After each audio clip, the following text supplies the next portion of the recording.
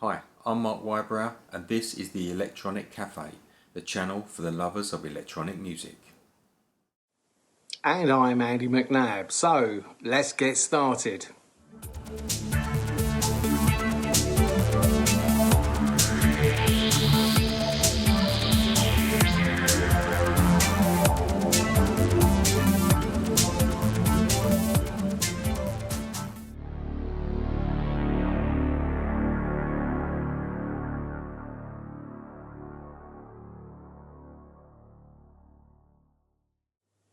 So welcome to this really special edition of the Electronic Cafe, part of our interview series that we're going to be doing throughout the year.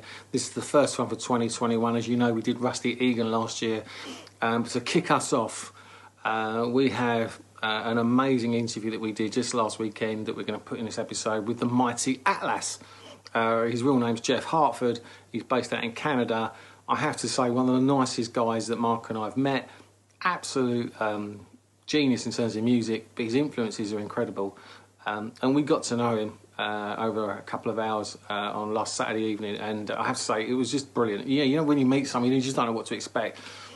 Instant connection, absolute top bloke. We want to share, as much as we can, time permitting. Obviously, Mark's got to edit some of it because I think we spoke for nearly 2 hours, which was brilliant.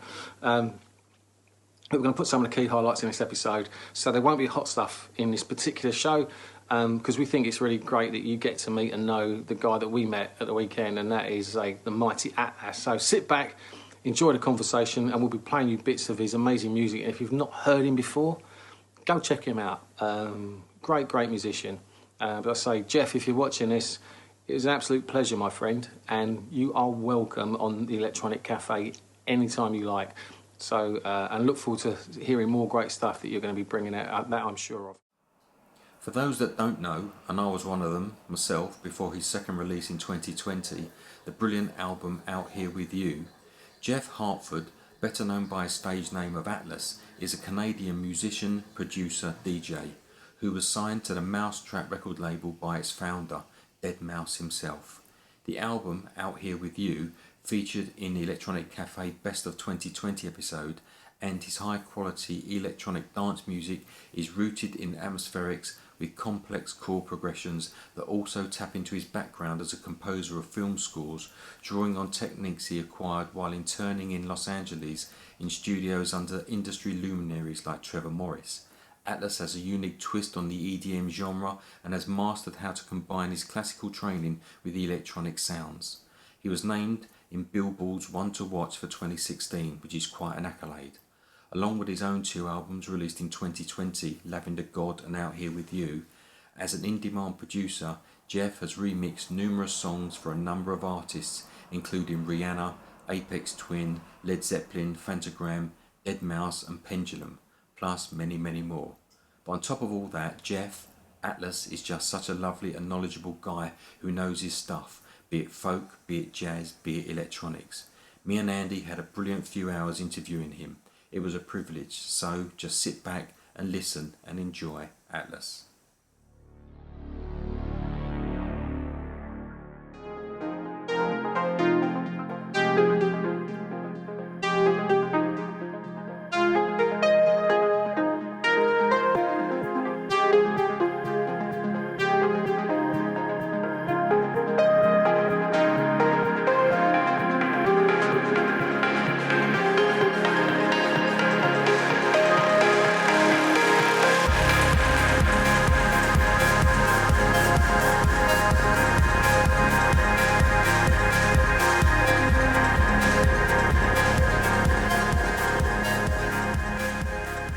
So, guys, welcome. So, as you know from the introduction, we talked about doing some great interviews throughout the year. We've got some great artists lined up, and our first one is absolutely no exception, as you know from the beginning of the show.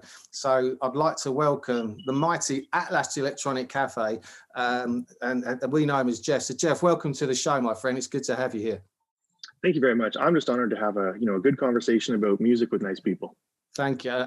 That's really good to hear, mate. I really appreciate it. And Jeff, the name Atlas, I mean, it's a great name. It creates a real sort of sense of power. What inspired you to that name? What helped you think of the name? Well, as you can probably tell, I'm branding, marketing. That's not really my strength or forte. So it kind of goes back to the start of the story. If you don't mind it being a bit of a paragraph or two. No. So, I've, of course, like most people, music has sort of defined my, my life since I can remember. I mean, I was, before I could even talk, right? I was, it was like Professor Longhair records, right? The old jazz pianist. A lot of the New Orleans stuff was really, really big in me. Before I could even talk, my parents said I was, bouncing in a stroller and stuff like that. So, music has been a thread through my life. And, my first gigs paid ever were, jazz trumpet. And I, started building guitars and, just trying to play everything I possibly could, which led me to, through university, thought I was going to be a film composer. And let's not rule that out. And then, I was in the working in, assistant engineer and engineering studios in Toronto. And then from there, got an opportunity to intern for a good composer in Los Angeles.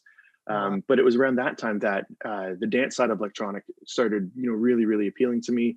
I was always into electronic music, but it was always, all the Warp Record stuff, right? A lot of ambient stuff, and even going back to all the Wendy Carlos stuff for Kubrick's films. Just, the big warm sounds. And I guess if we're talking about all the old synths, right, you got to include John Paul Jones in there. And but yeah, so then I kind of struck up a decent relationship with the label manager for Mousetrap, which is Deadmau5's label. And at the time, that was sort of the high bar, the watermark for, if my quality is good enough for them, then I'll pursue electronic music under that category. But otherwise, it was piano, string arrangements, very kind of highbrow literary kind of music, right? And I kept working and digging away, and I wasn't big on promoting my music or myself until I thought it was at a certain threshold of quality. And because of that process, I had actually had the offer to be signed to them on a real kind of a real stack of music before I even had an artist name, a page, a social media, all that stuff, which I realize now a lot of people are kind of doing the backwards. They're having the brand, the logo, before they have the records. And I was sort of doing it the opposite way. I thought, I'll write and I'll create. And this is maybe a bit of a lesson about the way the music industry works from the musician side versus the the label and brand side. They said, "Oh, what do you want to call yourself?" And I think maybe the first few things I said, "Well, we could, let's just do this. Let's do, that name or this name." They said, "No, not that. No, not that." So, got to the point where I actually had submitted a list of like 50 things I'd be okay, because, I'd done a lot of soul searching and thinking. I thought, for the records that I look up to, and the musicians and the bands that have meant a lot to me, they could have been called anything, right?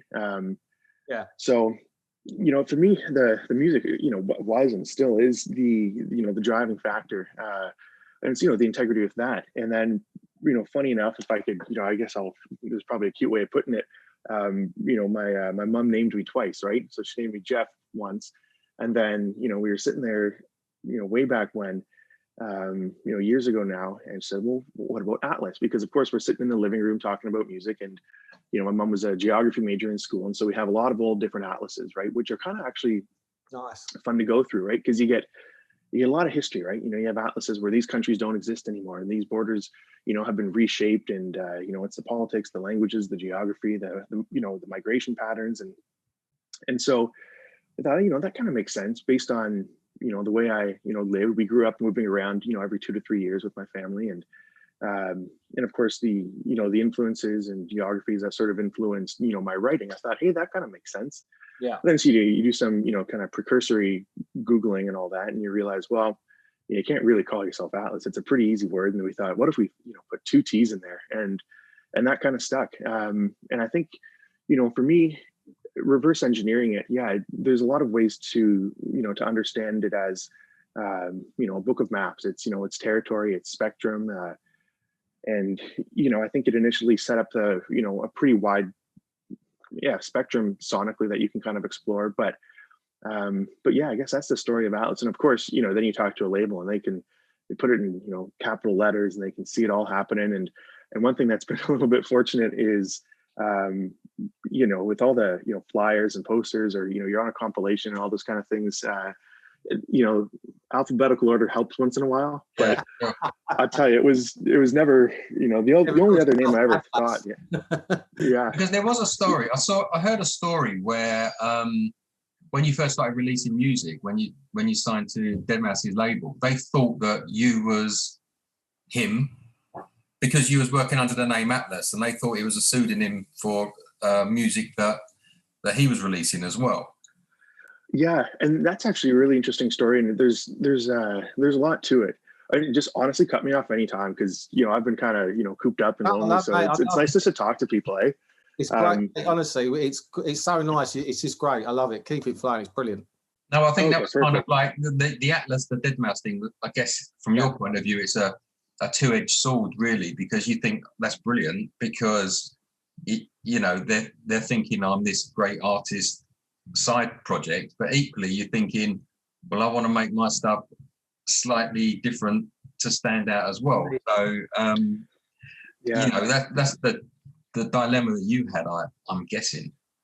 Oh yeah, it's about as accurate a guess as you could get. Yeah, I mean, going back to the very first time anyone heard a quote unquote Atlas record was this is when we didn't actually have the name Atlas, but they already had my records and they were mastered and everything. And so you go back years and years. There's a festival in, I believe it's California, called Hard Day of the Dead, and Deadmau5 was playing a back-to-back set with Eric Prydz, and of course they there's a new record dropped, and it really fits into that Deadmau5 sound. And of course I looked up to him, and at the time when I was working in LA, I thought getting signed to Mousetrap, you got to sound like a Mousetrap artist, not dissimilar from now. People that look up to Anjunadeep want to sound like Anjunadeep.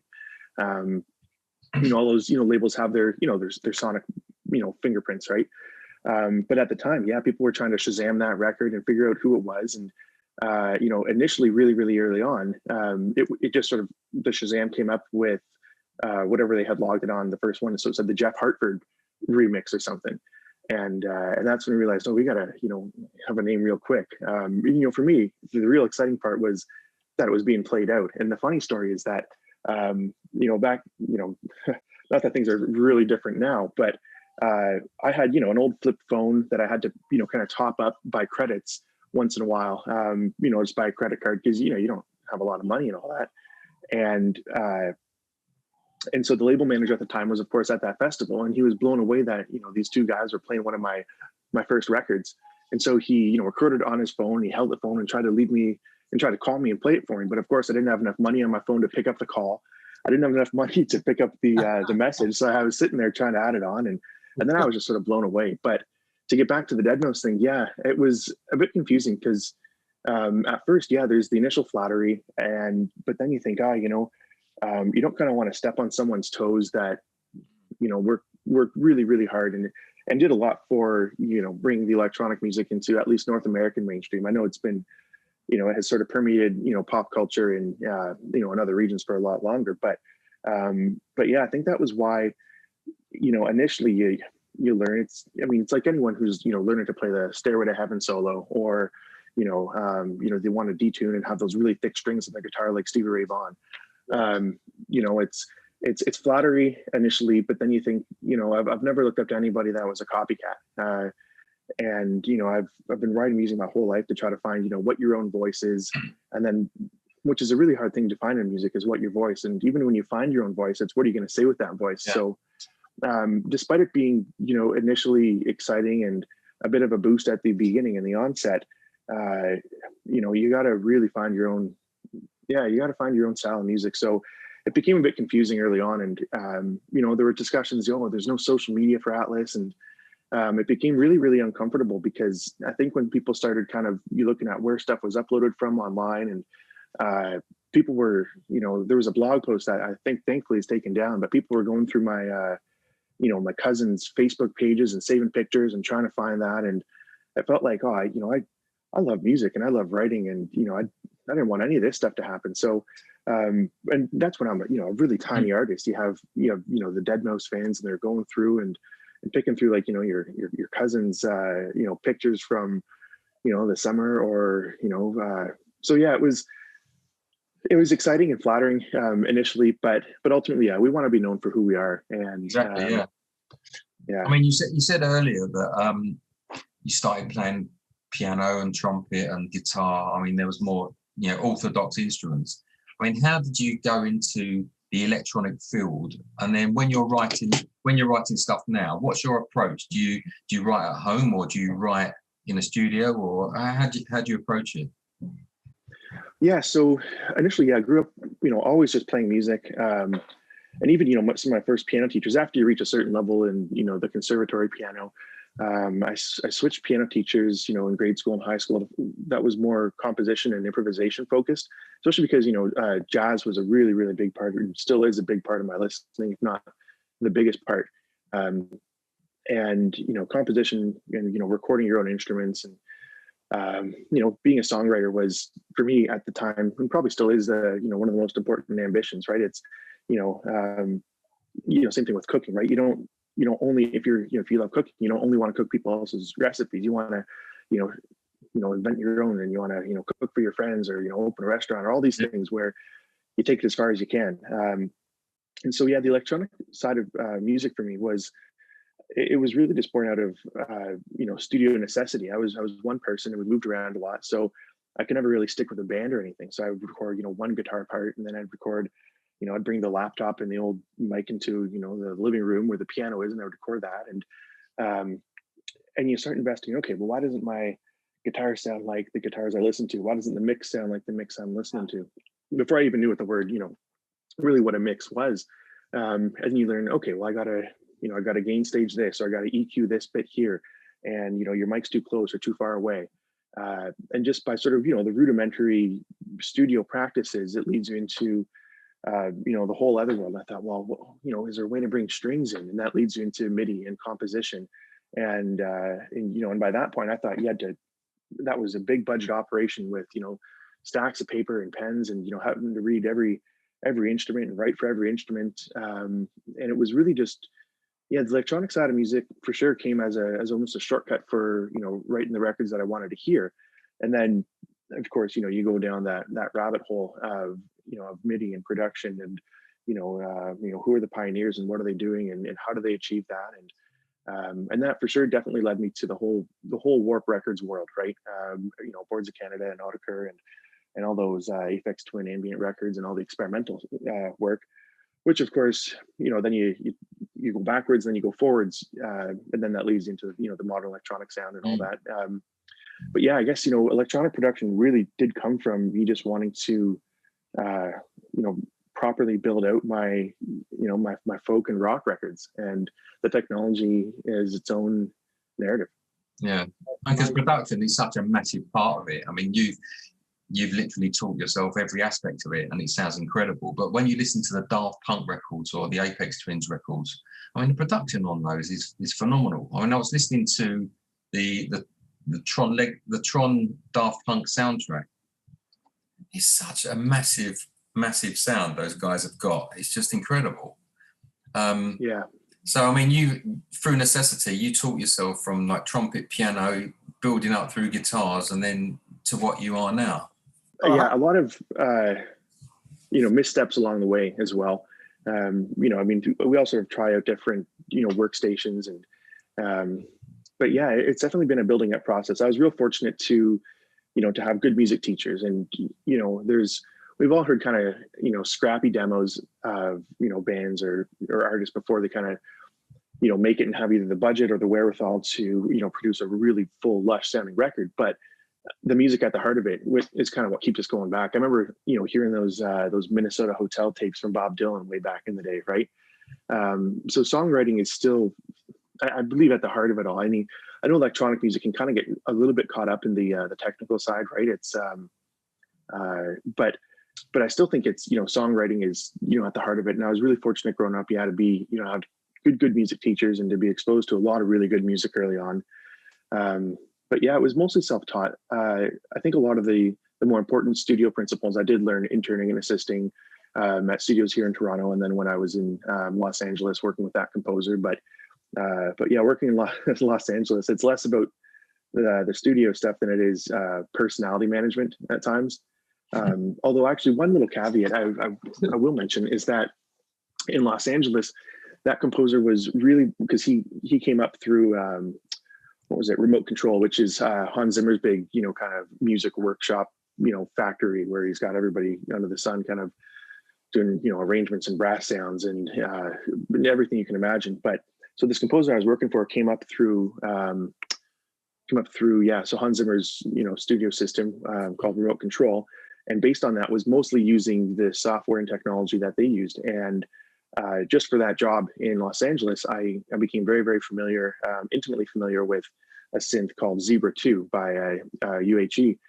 And that is, people ask, oh, what's your sound? What do you use? Use this, plug into that one. I say, I mostly use a Contact sampler, and I use Zebra 2, this synth, because I had to learn it for work. And just about every darn sound that's not not sampled is through that one synth, Zebra 2, because I had to learn it in Los Angeles. I was going to ask you if you do you have an array of synths, or do you use software synths? That was one of my questions I was going to ask you. So it's interesting that apart from the samples, you've got this one workhorse that you go to over and over again. Oh, definitely. I think a lot of musicians, it's maybe there's musicians and there's studio musicians and touring ones, but I think we all get comfortable, right? Like a favorite pair of jeans, or boots that just really work, or like a favorite spot to get coffee or something. Once it starts working, you're very hesitant to kind of change the magic. You're not sure if you're going to make it better or worse, but when it works, it works, right? Yeah. Jeff, you made a really good point. I picked up on. You said when you're at uni, you had great teachers, music teachers that introduced you to a ton of good music. Who were the 2 or 3 artists they introduced you to where you were like, just wow, stopped you dead in your tracks? Was there anyone in particular just went, that light bulb went on and you went, I'm just loving this? Well, I guess one of the biggest ones, and this didn't come from a music teacher, this actually came from one of my first jobs. I was a dishwasher. Everyone has their first job, it's something like that, right? I was a dishwasher, and you're 2 a.m. and you're scrubbing stuff, and there's all the pretty waitresses have gone home, and you get the toothless managers who are barking at you, and then you kind of get the lifers that are they got their stories, but they do know cool records. And I was doing dishes. It was about 1:30, and this was when I was living in Edmonton, Alberta. I walk home from this job. I was only 15, and it gets to minus 30 Celsius when you're walking home, and it's bleak, right? It gets dark early because we're so far north up there, and that was before all these rules. So they when everyone's gone, I guess the older people on the shift get to pick what music we're listening to. And I heard this record. I thought, I've never heard anything like this. Who would put something on? Who would release a record like this? This has got to be one of his friends or something. But I was so drawn to it because of the the sheer force of unabashed creativity and sense of identity. Damn what anyone else does. And it was a Tom Waits record. It was it was Frank's. Yeah, it was Frank's Wild Years, which is I think right when he started really turning, because all his 70s records, that's one of the ones that I think the Eagles are more known for playing those records than he is. And he was kind of rough around the edges, balladeer almost in those times. But when the 80s hit, he met his wife, Kathleen Brennan. Tom Waits' his music really kind of took off. And the first one was this record, Frank's Wild Years. Hang on St. Christopher, the passenger side. Old planet up and not the devil can ride. Hang on St. Christopher, don't let me go. Get me to Reno, got to bring it in low. Put my baby on the flat car, got to burn down the caboose. Get him all jacked up on whiskey, then we turn the mad dog loose. Hang on St. Christopher. And that just sent me down a world of music and authorship and identity that I'd say it was like there was a kind of a 2-pronged discovery at that time. And this is a bit cliche. There's always the new kid who moves around towns a lot and has to get really into his hobbies to kind of get him through the loneliness. And I think it was David Lynch and Tom Waits really told me you could do whatever you want, but you gotta do it your own way. And so those were the big ones for me. I remember, lining up and going to record shops and trying to find all these things when you couldn't just order stuff, right? Yeah, you got lucky if one record shop would have this CD in, and those are the big ones for me for sure. Yeah. That's a thing as well. Not that there's a big debate at the moment about Spotify and stuff and fair payment to artists and stuff, but that aside, with Spotify or with Shazam, you can hear a song and you can try and find out what it is, or with Spotify, I think it's this artist, and you can flick through, their catalogue, and everything's so immediate, which is a good thing. I mean, we've got Spotify, but we also buy a hell of a lot of music ourselves, because personally, we've had this conversation where I don't think, unless you own a physical copy of something, you don't own something you love. I agree.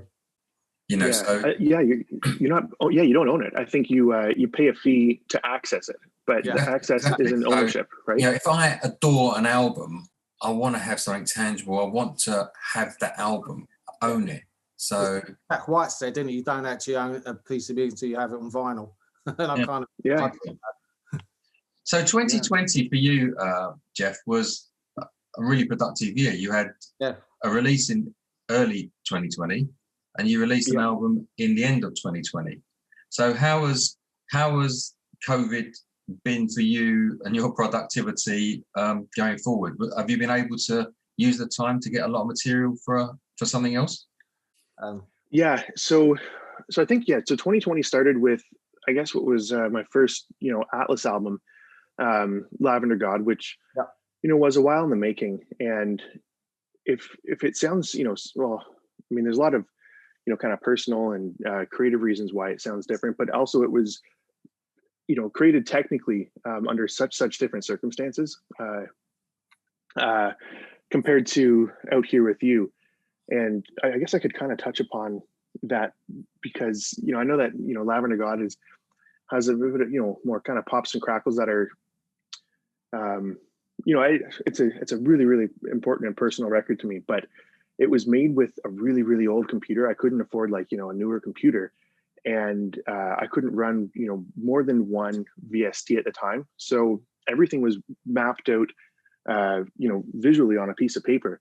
I had to kind of conceptualize the whole record and write one part and then print to audio, and then I could write the next part and then print that to audio. But there was no real going back and changing things on a whim. Whereas now, I've got a machine that can probably run 50 VSTs if I was so inclined.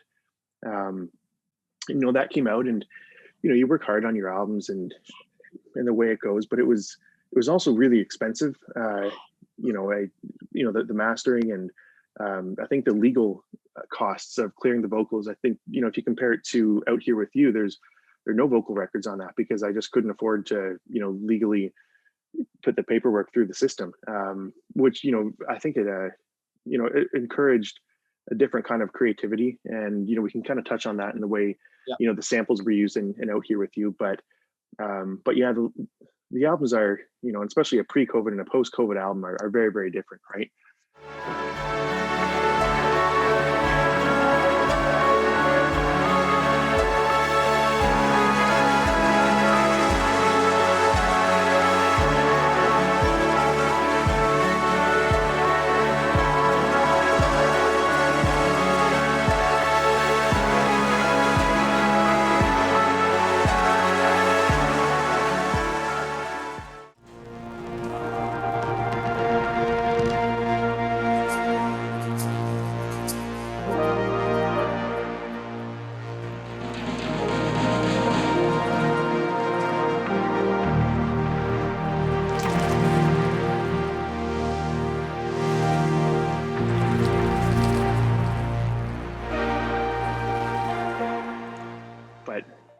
Actually, I could talk for a very, very long time about how I wrote this year, because I was also at the time between last December, not last December, 2 Decembers ago, so December 2019 and April 2020, I was going through a really, really bad injury. Lavender God was really, really important to me, and I still have a hard time listening to it without going back to the world it was, or more importantly for me, like the person I was.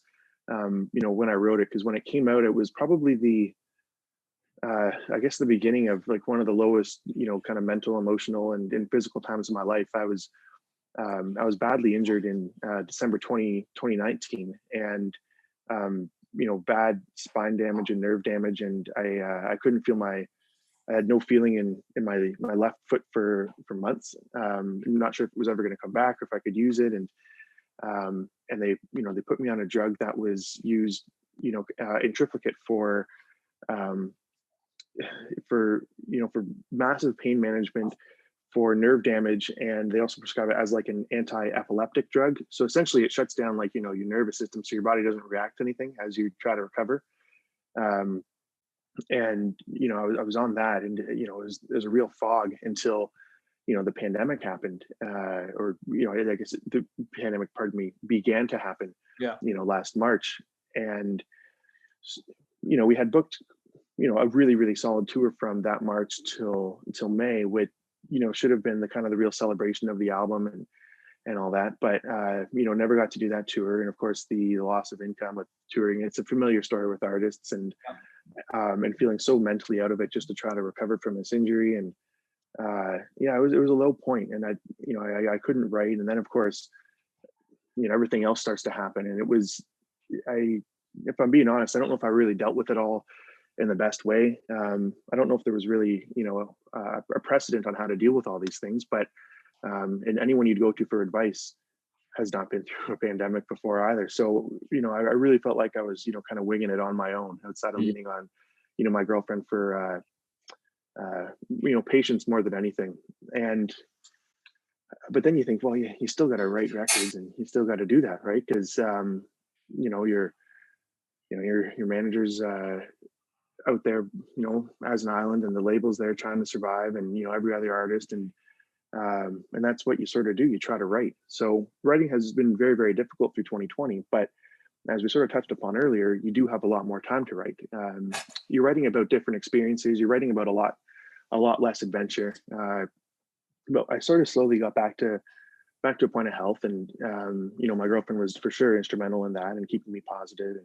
And she's a real ray of light, right? She's she's a NICU nurse, so she's seen it all and can be very very good at reminding me of the bigger picture and the keeping things in perspective. And so her and I did what we've done since we met, which is we get outside, we go camping, we go hiking, we go fishing, a lot of canoeing, and those are the things that I think or what I ended up writing about all year. I mean, it led into, I guess if you want to talk about a culmination of a year, is that Out Here With You album, which is the only thing that I really liked about 2020 was being out there with Melissa. It's being out there with her. Nice. And yeah, and you all take remixes and everything, and it's an opportunity to develop new kind of professional relationships. But ultimately, the work that was just by Atlas was about those experiences, and trying to find those hopeful moments. And unsurprisingly, they were they were not around and no disrespect to artists that do this, but they weren't politically or socially motivated. It was in a way, I guess there's an inherent selfishness about being able to disappear from things with someone you love in fresh air. But that is what kind of got me through it. And speaking honestly, that's what I wrote about. And that's the title, Out Here With You. That's I didn't realize that. I from my personal perspective, I think it's an amazing atmosphere in that album, Jeff, and I just found it. You can sense the uplifting in it. I honestly, I think you nailed it. I really do. It's funny hearing that, what you said as you're saying that, it's all connecting with the music you made from that album, and it just makes so much sense, because I found personally it had an incredible uplifting feel to it. It's a great piece of work, my friend.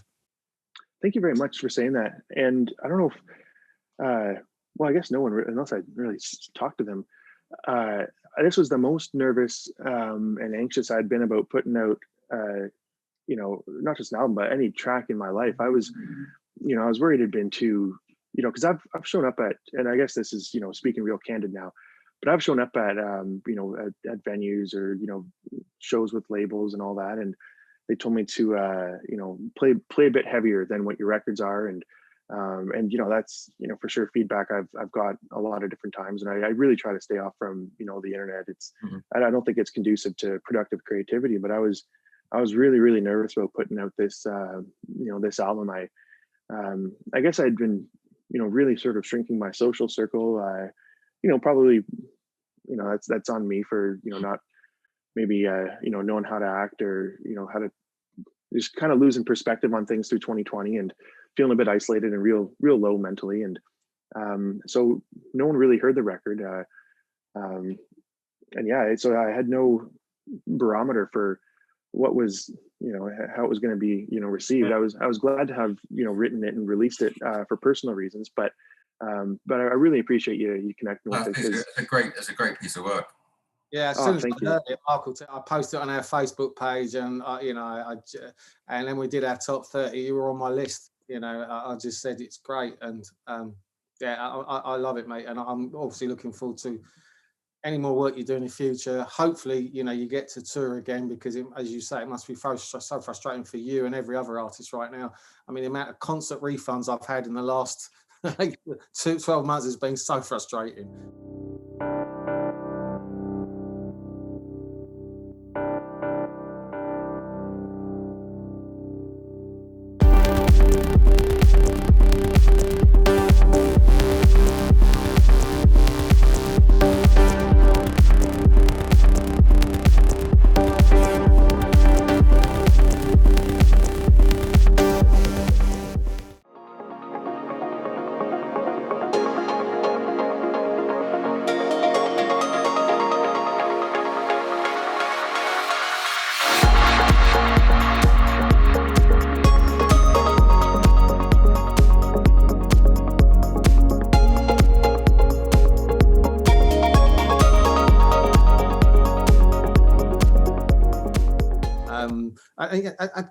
A totally different question, right? So, because I really love the fact, you talked about the Tom Waits record. If you were on a desert island, you could take one album, one single. What would they be? I'm really curious to know.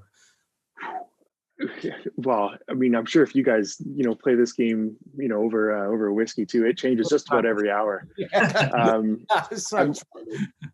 Yeah, I don't know. There's the safe answers, but sometimes the safe answers make sense because they've lasted this long. I might go, oh, maybe I could do a top 3 or something, but yeah, I think, if there's one record that I go to in times of jubilation and times of real darkness, it's Flamenco Sketches, from Kind of Blue, because that's a Bill Evans record. I know it's a Miles Davis record, but it's a Bill Evans record as far as I'm concerned. I mean, let's go Flamenco Sketches from Kind of Blue is the one, Desert Island one. But if it's going to be, a longer list, then if we're doing one record, it would be the Smile Sessions version of Surf's Up. All right, interesting. Yeah, I think, I could talk a week about that record though, that the Smile Sessions version of Surf's Up. I think it's after this, I'm going to go and listen to it again, and it might be the 6,000th time I've heard it, and every time it's everything I think I aspire to in music. It's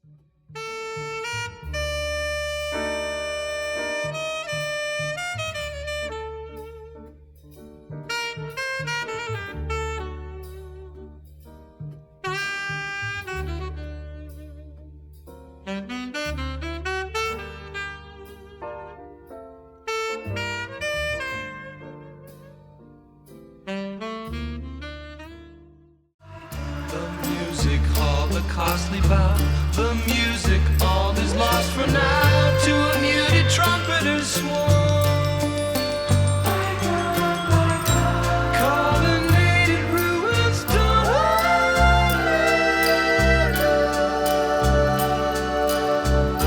Canvas the town and brush the backdrop. But do you find though, because of your ears and you're a producer and you know about recording techniques, that you listen to that record and it's just blowing your mind because how did they do that? How did they do that in the 60s? All those other factors, rather than some people just listen to the song and like the song, but you're sort of like taking it apart in your mind, I guess. Yeah, and that's a big thing with music too. And I think why, the deeper you sort of get into it, you appreciate different things, and you want to dig harder for music, because it's like when you're hearing music for the first time out, on your own impetus, when you're growing up and in grade school and high school, you're hearing things, and then when you do figure out how they did that, the really good records, it doesn't take away from the magic when you find out how they did it. I think you're almost more impressed. You know, there's not a demystification. It just, you're sort of in awe, and humbled and motivated all simultaneously about, you know, what someone with drive and imagination can achieve. And you know, there's music that I know I'll never kind of come close to achieving what they did, but I'm not them. And maybe, you know, within my own story, I'll find something that, you know, my own experiences will, you know, I'm not going to invent new chords, right? I'm not going to, you know, invent a piano. I mean, since, was it 1707, the piano has been, you know, fundamental in just about every kind of, you know, composition and writing and production and performance. But I can use those tools to explain my own story, to explain my own thoughts. And I am pretty sure that's where the uniqueness lies, is, you know, my own thoughts and my own story will be, you know, mine, you know, forevermore. And if I find a way of, you know, articulating those, you know, I might just be satisfied one of these days, eh? Because we went, sorry, Andy, we went to, there was a music exhibition on in the Design Museum in London, which it was the history of electronic music, which went through all the club scenes, and it had some studio setups that, you know, electronic music had been recorded on in the 50s, 60s, 70s, 80s. Like they had Jean-Michel Jarre's studio set up, and nice. Yeah, you know, they were so primitive. I mean, you know, I was a keyboard player. I used to play synthesizers, and I know that when I first started, you get into it and you had to find the sound, and, you know, you had to learn your instrument. Whereas like now, everyone can just call up a list of presets and scroll down them and just, oh yeah, that one. You didn't have to find the music to use it. So it's quite interesting when you listen to, yeah, the Smile sessions or early electronic music, that these guys literally had to find methods to find that music rather than just dial it up. Yeah, it definitely is. And yeah, I think that's, you know, the conversation of invention versus innovation, right? Yeah, exactly. And likewise, there are those who sort of did neither and have entrenched themselves as you know, more storytellers, right? Like, you know, you think about, if you could pick three, you know, Gordon Lightfoot or, you know, Van Morrison, Bob Dylan, Neil Young, all essentially sat down with a guitar and told their story. Yeah. And well, that is the one different thing about having, you know, being a singer. Your voice is, you know, very obvious. It's right there at the forefront, right? You know, no one can sing like, you know, any other person. And but yeah, I find, especially in, you know, electronic music, there is that debate constantly about, you know, invention versus innovation versus, you know, maybe you're not doing anything technically new, but you are, you know, using the same instruments in a different way. And how do you evoke that, right? I mean, a lot of film composition right now is still essentially using a lot of the tropes and the ideas that were part of, you know, orchestral composition going back hundreds of years. But, you know, surprisingly enough, they found new ways of, you know, writing, or they're you know, they're using motifs in a different way. And then I think, you know, yeah, that is a really, you know, interesting conversation that happens within music too, is, you know, do you want to be new, or do you want to be great, or can you be both, or how those things kind of, you know, what is it, like a Venn diagram, right? You know, yeah. What lives in the middle? And you can, these days, you can find a version of success. And I say a version of success because I think for some, they're happy to, you know, pay rent with music, no matter what the music sounds like. And there are those who are, you know, risking a lot more, despite, you know, knowing how to probably play it safe. And yeah, it is a really strange time to be in music, isn't it? Because, you know, when you talk about Spotify and the algorithms, and, you know, I've had, you know, managers tell me to, you know, move the vocal up 30 seconds. I thought, things like that, right? Yeah. So. It's actually interesting, because obviously if people heard your music, the natural assumptions would be, oh, this guy's inspired by Daft Punk, maybe, and you are, but there's so much more that's shaped you. And it's interesting, we did an interview with Rusty Egan. I don't know if you know him, but he's like known as an 80s legend. So he was in a band called Visage, had a worldwide hit called Fade to Grey. He really pioneered the electronic new romantic movement. And he came over to my house with Mark, and we interviewed him, obviously, when we went on lockdown. And when I said, what's the album, your favorite album of all time, I naturally assumed he was going to say, oh, Kraftwerk, Radioactivity, but it was Van Morrison. You know, it's just amazing how much more music shapes people like you, which is great, and I love it. But you know, the assumption is, oh, he's got to be this, but it's not. There's so much more, and that's why I love what you've done. You can hear it in some of the stuff you do, even though it's electronic. There's so much feeling in some of it, which is hard to do electronically, but you do it so well. And it's just amazing how people assume one thing, but actually there's so much more depth of music that's influenced you. It's great to hear. Oh, yeah. Well, thanks. And, you know, I'm really glad that he brought up Van Morrison, because I know everyone, you know, Van Morrison is, you know, basically as big as they come, but that's got to be, you know, outside of, you know, maybe Bill Evans, is my most listened to artist, especially, you know, I don't know if it's his more under listened to era or what, but, you know, his, yeah, like his, you know, pastoral spiritual kind of records from the late 70s and the 80s. Those are the ones that just, you know, are on constant loop for me. You know, when he gets into his spoken word stuff, you know, that Hymns to the Silence album is just, for me, it's an endless listen. And I mean, we could, if you ever have a Van Morrison episode, I'll talk about Van Morrison and, you know, just about forever, because it's one of the best things. And this, I'm sure you'll cut this part out, but what's the guy? Glenn Hansard. He has a great story about being, you know, a Van Morrison story. I think he's at, yeah, I think you know the one I'm talking about, eh? Well, he wrote Yeah. the film once, didn't he? Yeah, and he has a great story about being, I think it's actually at one of the Guinness family members of houses. And you know what, I'll email you guys, because it's a great story. He talks about, you know, Van Morrison and sitting in the kitchen, and but yeah, just one of the absolute most inspiring. Well, especially too, because, you know, if we can bring it back to, well, I guess something that might be more pertinent to the Atlas story is, you know, long records don't have to, you know, they don't have to explore so much territory. I mean, sometimes it's just nice to sit in a nice place for a while, right? Yeah. I think that's the thing with electronic music, is that, you know, it's, you know, you want to get to the next moment, but sometimes, you know, you want to, you know, endure and persist in one kind of pleasant moment. And I think that's a bit of the tricky, you know, the tricky balance, you know, compositionally or narratively. You know, I mean, when you talk about those Aphex Twin records, right? I think, you know, everyone knows his, you know, the complexity and the ambition, but I think it's still selected ambient works that people go back to, you know, more than anything else. And, you know, you take something like, you know, Blue Calyx or Stone and Focus, and that's, you know, that's one idea for a very, very long time. And it's because it's a nice place to sit. That's a different thing with electronic music right now, is it really tries to rush from moment to moment, eh? Yeah. I mean, you touched on it earlier. I mean, you've got a very impressive CV when it comes to remixes. I mean, people come to you for remixes. You know, whether it's Aphex Twin, whether it's Pendulum, whether it's Zeppelin. I mean, is that something you really enjoy doing? Someone giving you the stems and you just work with them? I think,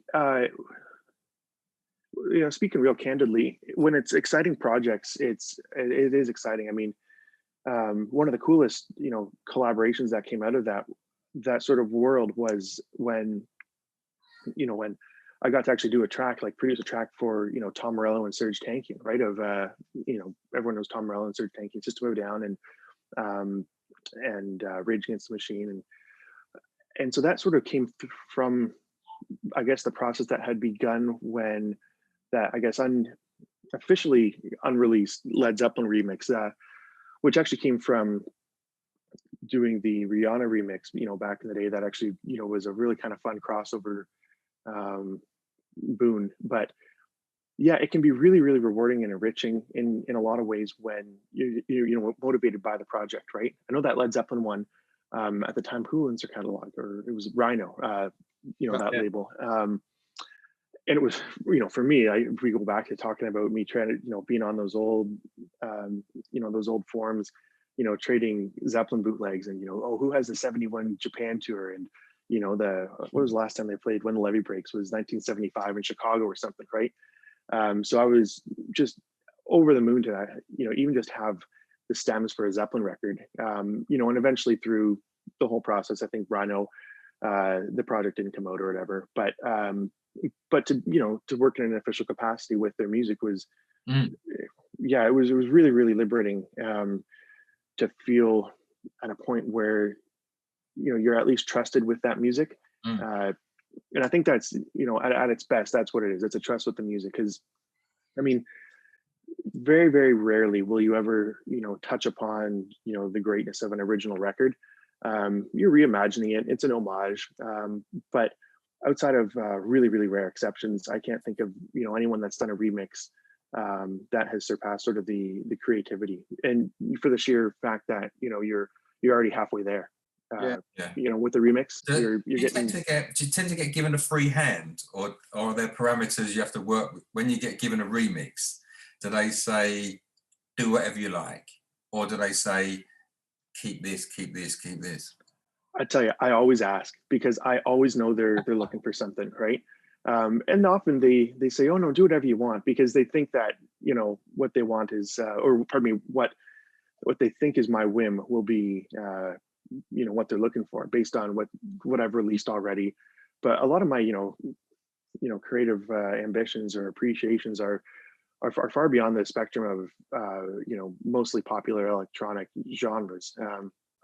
But yeah, they're always looking for something. I mean, I've bombed out on a few remixes too, because I've either tried to give them what I think they want, or I've given them what they didn't expect. So I think remixes right now they're good. I mean, they can give you new exposure and all that, but yeah. I almost feel like I enjoyed them more a few years ago, when I think there was less about Atlas. It was you're kind of like a young, very cheap if not free producer, right? And I could come back to you guys in a year and have a completely different perspective, but things have changed pretty quickly in music, and I think I don't know, I think it'll almost be more fun if they if I didn't get paid for them, and you weren't worrying about, like, I've done remixes in this last year where they they incentivize the pay by this many Spotify streams, and you think, well, on Spotify you got to write a record a certain way to be on this sort of playlist, and I'm sure you see it every time an artist gets something on a playlist, they do an Instagram post, oh, thanks for putting me on this playlist, Spotify. And it's a very different way of writing now. And the rewards are low. I mean, there was a post Gary Newman wrote the last couple of weeks, Mark, wasn't it? He had 1 million streams on one of the platforms. He didn't name, but he earned, was it £37? And as you say, it's tough as it is as an income because you can't play live right now. Is there anyone that you would love to remix? Love to remix, because I think anyone I'd love to remix, I'd be pretty confident in knowing that I'd almost ruin the track. Like the artists or the records I look up to are almost holy to me. I think with you'd have to in a really, really different way, which is I think the only time that's ever worked out for me, or at least the only ways I've been satisfied with it. Is it when you really take it in a new direction. And I think it'd be something completely different. Like if I did, if you take something that's, a little more accessible and you do a version in 2 pianos or something, right? I think a lot of the remix stuff too these days too, when you hear them, a remix is essentially take the vocal and write a new song, right? Yeah. Exactly. Unless it's so, I mean, if we're talking about, take a vocal and write a new song, then I'd be talking about some of my favorite, voices in music, right? Like, Bjork or Rufus Wainwright, those kind of artists, right? That are, so singular in their approach and their, melodies and the tonality of the way they express them. But I think that'd be kind of where it would be at this point. It'd be looking towards the vocal, because that's sort of really what they're asking for these days, industry-wise. Yeah. I mean, someone like Bjork is so unique in the vocal that you could put anything around the vocal and everyone would always know it's Bjork, wouldn't they? Yeah, and that's kind of precisely it. Which is, it's neither a positive or negative. It's just, I guess for me, just sort of understanding the reality of what production and writing has been over the last year, as you're not getting the exposure from someone walking by a new stage at a festival and hearing it. So I think the industry is looking for different ways of kind of finding new audiences and new ears and kind of recontextualizing the work they already have.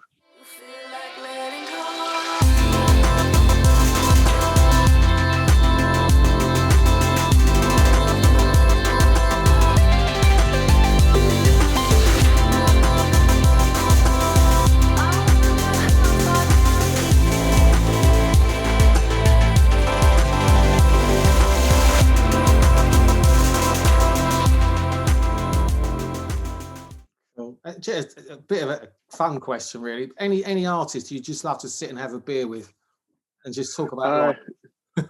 Well, those are almost two questions. The ones that I'd love to have a beer with are the ones that I think could, have more than a few beers. I've got a few and beers with. yeah, right. Like, I mean, there's sort of the dream ones, right? Like, for the stories, you'd want to. Well, I guess he's gone now. I'd love to sit down with, Leonard Cohen was always a real, pivotal factor in anything I did. Like, his from his two novels to his, his poetry and, everything he's done musically. I'd probably, for the same reason of like, history and songwriting and all of the stories of the road, I'd love to sit down with, Gordon Lightfoot, another, massive Canadian, and just one of, I actually, if I'll say a little controversial, I think he's, as far as, Canadian, troubadour folk rock singers, I'd put him ahead of Neil Young, right? And that's no sledge to Neil Young. That's just me trying to, remind everyone how good Gordon Lightfoot is.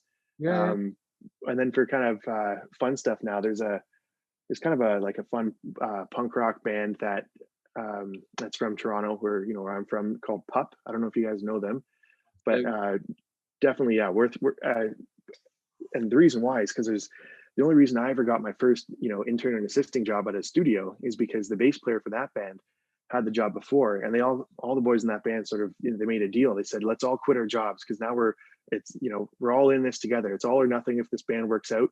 So they all quit to make their band, which at the time was called Topanga, and then they kind of rebranded themselves as Pup. But yes, they went all in, and then there's finally an opening at this studio, and that was a studio that, of course, led me to the LA opportunity and learning Zebra and finding the Atlas sound. So yeah, in a small way, for sure. I think it'd be real fun to chat about stuff with Pup, and that's just because I think there's stuff in common. So there's the big acts that you'd love to just sit down and pick their brain, and then there's the ones that you think could be a real fun time. Would you be strong enough to have a beer with Van Morrison though? Oh, the stories you hear. I mean, if we're talking about an imaginary Van Morrison, where all of a sudden he's open and conversational, and like I just like to talk about books or ideas, right? I mean, you go to something like well, now we're going back into Van Morrison, but No Guru, No Method, No Teacher, those kind of albums, and kind of approaching spirituality through your own sort of walk through the woods, philosophically speaking, right, has been something that I've been kind of going through since I started meditating and realizing that I feel connected to a bigger story. But what is that story? And I don't think it's it's not a building or a person or a concept, or and then just trying to think through that with with music and nature, and I guess to touch upon the Van Morrison and why that spiritual aspect of those records resonated. I forget who said the line, but it's I'd rather be in the mountains thinking about God than in church thinking about the mountains, and I think that's a lot of what those records mean to me. It's you don't have to have the answers to the big questions, but just asking the big questions is going to lead you somewhere interesting. The thing is, I mean, going back to Van Morrison, I mean, there's a lot of stories about Van Morrison and stuff, but you want your favorite artist to be a little bit untouchable. Do you know what I mean? Yeah. Van Morrison there's that standoffishness to him. I mean, and I guess it's the old cliche about the mad, your geniuses are touched by madness. I think that they probably are sometimes, to produce these amazing works of art, which is these albums that have stood the test of time. So I was just being cheeky, really, because like some of the stories with Van Morrison, but I mean, yeah, and just and that is there's that old saying, right? Never never meet your heroes and all that. And I think everyone in music sort of has a version of those stories too, right? And and it can kind of go both ways. But I think when you are in those situations, you realize they're just a person, and putting a person kind of too high up on a pedestal it can be useful because it can motivate you, and you can say, hey, they were born on Earth just like me, and they breathe the same air, and they wear shoes and pants and drink coffee and have headaches and go to bed and all those things. And if they can live live like be a person and achieve these things, then there's nothing stopping me except my own whims, my imaginations, and my own issues kind of getting in the way. But there can also be a point where you don't want to. You almost need the work to be in its own box. I don't think you want that stuff all kind of clouded and colored with the realities of what meeting a rich musician can do to your interpretation of their music, right? Definitely. So that was what. Sorry, one more thing that I was going to ask you. When you're writing a new piece of music, do you just blindly write it, or have you got like one eye on, will this work in a club? Will this work DJing? Will this, will it? Or do you just so single-mindedly just write for yourself? I'd say I get in trouble when I'd say the music suffers, or at least in my opinion, my music suffers when I try to think about too much other stuff. Yeah, I right. find then when you're trying to get played in a club or all that, and that is a thing too that I've realized is a lot of my music works for certain contexts, but when I'm playing a set in a club or something, I'll lean on other records, and I'll go dig through the catalog. I want to play cool artist whose records might work because I need something in A minor to get between this moment and this moment, and Yep. The records of my own that are in A minor are a little more pastoral or ambient, and likewise, I think the records of mine that sound sort of the best, driving in a car, or when you're cooking in the kitchen, those might not be the club ones, and vice versa. So I think there comes a point where there's a bit of A&R happening, in the final stages. But I think my best writing is very, very loose and free. It's, you're trying to just, take away as many of the tools as possible. You really just want it to sound like, this thing came, from the heart through the fingers. Exactly. I mean, that's what I love about your albums, is that it doesn't strike me that it's written for anything other than you wrote these albums. This is what you love. This is how you're feeling. It doesn't feel like you're trying to, fulfill obligations from anybody. It just seems like they're just beautiful pieces of music that you've written for yourself, and they happen to be fantastic. Oh, thank you very much. I- It's tough sometimes because I still think the best thing I ever wrote was that the closing record on Lavender God, which is called More Than That, which is because my parents' wedding song was More Than This, the Roxy Music one. Yeah. And I sort of wrote it as a 3-part suite, because of course that's a lot of my favorite artists write like that. And it was very much, especially the first part was really tricky to write because it's like all those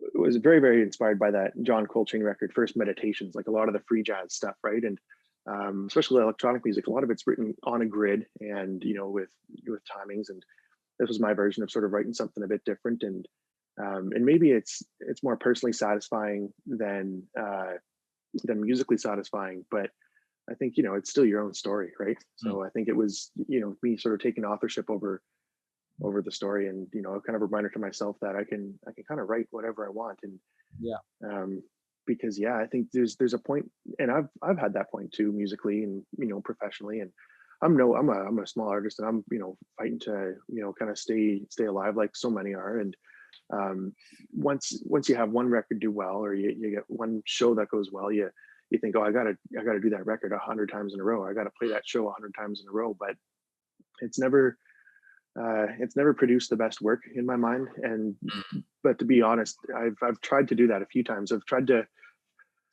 sort of emulate kind of patterns or concepts, but I think the work I'm the most proud of is I couldn't even write it again if I tried.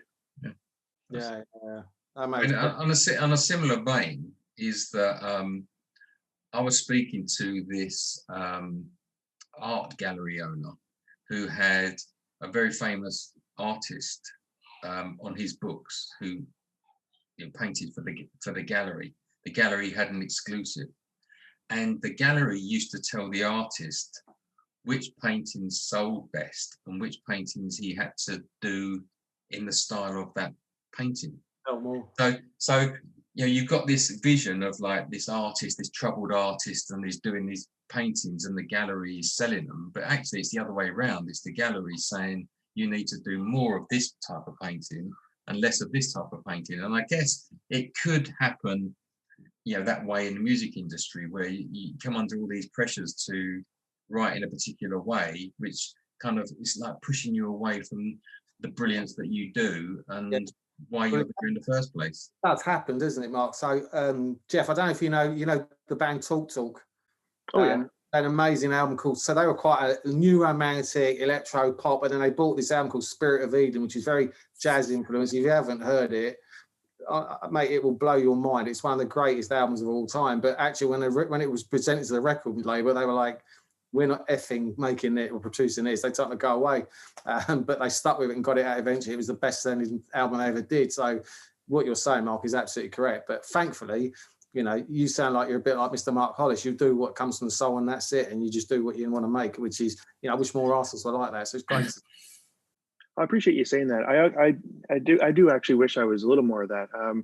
I'm very aware of, you know, where the music has to come out, at least for now, with, you know, who you owe records to and all that. You know, even though I'm on, you know, Mousetrap, Dead Mouse, the whole like North American electronic sound, the first time I ever had a record have 1 million streams was an ambient piano one, and I think that should have kind of tipped them off that, you know, good music is good music, right? 100%. 100%. Yeah, and I know the reality of clubs and promoters and wanting the energy up and the loud music, and that's it's a different world. I think, you know, the live world is very different than the studio world, and you know, the last year all it's been is studio work and just, you know, kind of writing and and trying to find that. You haven't heard Spirit of Eden, please, I implore you. You'll love it. Oh, I'm gonna go to it right away. Yeah. There's so many bands like that too, right? Like like one of my favorite bands of all time is and they're MGMT, and the way that they like, and some of their stuff is just, you know, it's so ambitious and it's so you know, you hate to use the word intelligent because, you know, all music inherently has got something, you know, brainy about it, but yeah, I mean, that's the fun thing about music, right? Is you get these. Yeah, I saw MGMT in a small club in London, like literally a really small club, 50 people. Yeah, I played the first album all the time, and I forgot the name of the single. You might remember it, Jeff, but my daughter used to call it the Dolphin song when she was about 5 years old.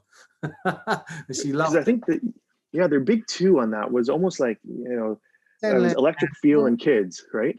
Yeah, Kids and Electric Feel, yeah. But then, then their other stuff, man, they just went, you know, it became real like, you know, psychedelic, right? And a bit like Flaming, you know, yeah, and of course then, you know, Tame Impala took it to the whole next, you know, other level, but Rock Killer Spectacular is the one I was thinking of. Yeah, that was their first album. Yeah, that's the one. Yeah, I could talk to you all day, Jeff. I'd love to, and I'll tell you what, if I come to Canada, I'm buying you a beer, we're talking music, or if you come to London, Mark and I buy you a beer and we're going to talk music, it's great. I love it. Oh, wouldn't that be awesome? I love it. I mean, it's clearly it's meant the world to, you know, to all three of us as, you know, as our stories move forward and backwards and all, you know, that's the one factor that's been real consistent, is just loving music and the stories that, you know, it gives us and the stories it's telling. And yeah, I love it. Yeah. Well, Jeff, thank you very much for your time. It's been fantastic. I mean, obviously keep in touch. Let us know if you've got anything new coming out. We'll kind of, you know, plug it, promote it. We'll do our bit. But I mean, we certainly keep in touch. It'd be good to catch up again, perhaps sometime later in the end of the year, maybe when you've got some new stuff out or whatever. Or if you do get to the UK, we'll buy you dinner or beer or whatever. So it's been fantastic. Thank you very much for your time. We really appreciate it. Oh, thanks so much. And yeah, email me personally. We don't have to go through all the you know, all the different layers of it all, right? Like that's one thing I know. It's written it down. Just make sure, just CC me on it, Andy. Yeah, cool. Yeah, perfect. Yeah, this has been just a blast, and honestly, like, you know, the highlight of the week. It's this is one of the things I miss the most, is, you know, meeting new people and just talking and sharing stories about, you know, music and life and everything in between. Brilliant. Well, I mean, if you get really, really bored, email us and we'll just have a chat. We won't even record it. We'll just have a chat about music. Exactly. We'd love to. Yeah. Oh, I'd love to as well. So it depends how bored you get. So I mean, you know, but, depends what we figure on the board. In fact, yeah. No, we can always just talk about music. Yeah, I'd love to. Oh, I love that. Yeah. Yeah, likewise. Yeah, thank you very much, guys. Yeah. I really hope you get to tour over here, and it'd be Yeah, amazing. it'd be good. Yeah, it'd be good to see you. Is there any plans if the Westing works out for you to tour? Well, yeah, that's a really, so, we had to cancel basically everything last year. It'd be those, the one, the tour, like, oh, this will, I'll have savings and I'll pull me out of debt and all those things. And, but right now, yeah, especially with most of the touring in North America being in the States.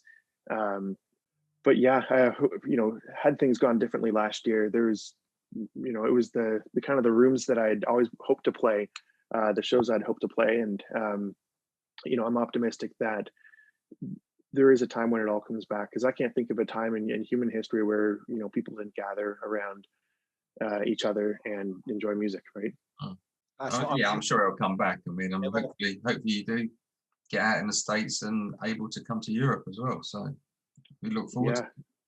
Oh, I do too. I tell you, it is it's kind of what keeps me going most days. I'm sure it will happen. And I think the vaccine's out there and things are starting to move. So fingers crossed. Exactly. Jeff, thanks for your time. It's been fantastic. An absolute joy. Yeah, thanks, guys. This is a great way to spend a Saturday, eh? Likewise, I concur completely. Yeah. Just keep in touch and speak whenever, and we'd love to speak to you again at any time. Yeah, definitely. Me too. Yeah. Keep in touch and reach out soon. Yeah. We'll just do a virtual beer next. I'm going to have a row of beers and we'll just do virtual beers and. Perfect. I think that is just about, that's the only thing missing from this last hour, right? Yeah, and me and Mark are much more approachable than Van Morrison, so you'll be cool. Oh, perfect. Yeah. Exactly. Yeah. Jeff, thanks, All right, guys. thanks for your time. Yeah. That's brilliant. Jeff, Thank you very much for the conversation. We'll let you know when this is going out anyway, so we'll give you a heads up. Perfect. Thanks so much, guys. Have a really great day. Cheers. Thanks, Jeff. Take care. Bye, buddy. Bye. Quit making it so hard. We're living in the past. Quit making it so hard. Do you remember when we had it all? Quit making it so hard. And in my weakness, I wish you hadn't closed your eyes, crossed the city, open mind. 'Cause we were parallel lines, running through the whole sky. And even in the low light, we were aligned. 'Cause we were parallel lines, separate the whole time. But even